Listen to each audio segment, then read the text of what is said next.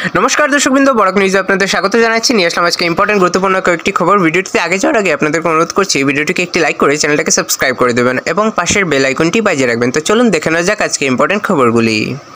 আসামের মুখ্যমন্ত্রী ডক্টর হিমন্ত বিশ্ব শর্মা এক গুরুত্বপূর্ণ ঘোষণা করেছেন। তিনি জানিয়েছেন আগামী মাস অর্থাৎ 15 নভেম্বর থেকে রাজ্যের দশম শ্রেণীতে অধ্যয়নরত ছাত্রছাত্রীদের প্রতি মাসে 300 টাকা করে আর্থিক সহায়তা দেওয়া হবে। এই প্রকল্পের উদ্দেশ্য হল শিক্ষার্থীদের উৎসাহিত করা এবং শিক্ষার মান উন্নত করা। একই সঙ্গে মুখ্যমন্ত্রী আরও জানান যে নিযুত ময়না প্রকল্পের উপভোক্তাদের জন্য রাজ্য সরকার আগামী ফেব্রুয়ারি মাসে একটি বিশেষ উপহার প্রদান করবে। সরকারি মহলে এই উদ্যোগকে স্বাগত জানানো হয়েছে, কারণ এটি রাজ্যের ছাত্রছাত্রী এবং মহিলা উপভোক্তাদের জন্য একটি নতুন আশার আলো নিয়ে এসেছে। শিলচরে ধর্মীয় উৎসাহ ও ভক্তিভাবের মধ্যে ছট পূজা উদযাপন করা হলো।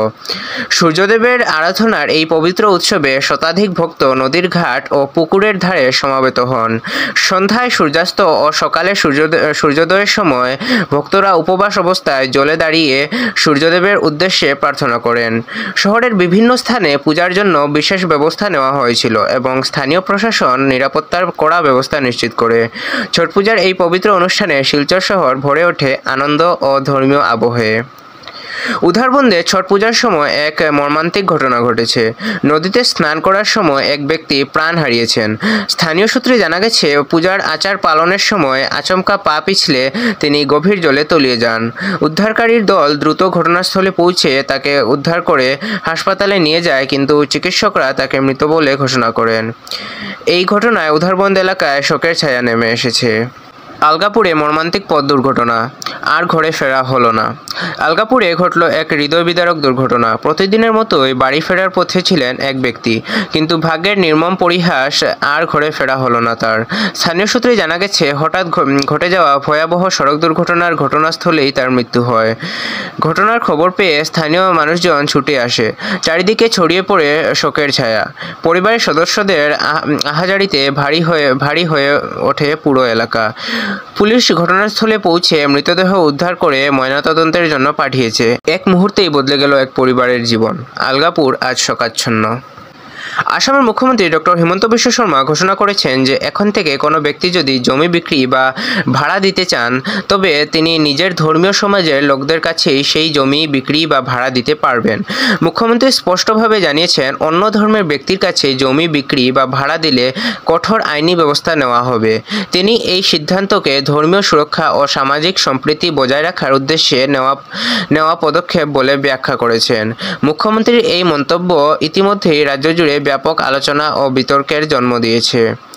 সোনাইয়ে আবারও এক ভুয়া চিকিৎসককে আটক করেছে পুলিশ।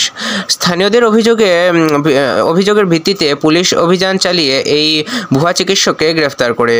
জানা গেছে কোনো চিকিৎসা ডিগ্রি না থাকলেও তিনি দীর্ঘদিন ধরে রোগীদের চিকিৎসা করছিলেন। এই ঘটনায় সোনাই ও আশেপাশের এলাকায় তীব্র প্রতিক্রিয়া সৃষ্টি হয়েছে। স্থানীয়রা প্রশাসনের দ্রুত পদক্ষেপের প্রশংসা করেছেন। পুলিশ ইতিমধ্যেই মামলা দায়ের করে তদন্ত শুরু করেছে এবং ধারণা করা হচ্ছে আরও চাঞ্চল্যকর তথ্য সামনে আসতে পারে। সুপ্রিম কোর্ট জানিয়েছে যে আধার কার্ড নাম, ঠিকানা ও জন্ম তারিখের প্রমাণ নয়।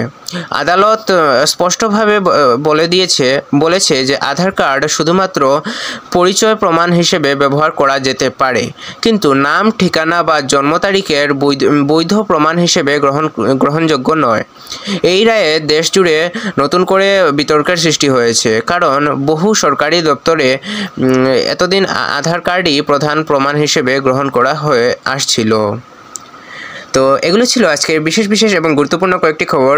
এগুলোর মধ্যে সবচাইতে বেশি গুরুত্বপূর্ণ বলে আপনার কোনটি মনে হয়েছে কমেন্টে নিশ্চয়ই জানাবেন এবং ভিডিওটিকে শেয়ার করে দেবেন আপনার কাছের মানুষের কাছে। দেখা হচ্ছে আগামীকাল আরেকটি ভিডিওতে। ততক্ষণের জন্য ভালো থাকুন, সুস্থ থাকুন। জয় হিন্দ। আমাদের বরাক নিউজের ফেসবুক পেজটাকেও ফলো করে রাখুন।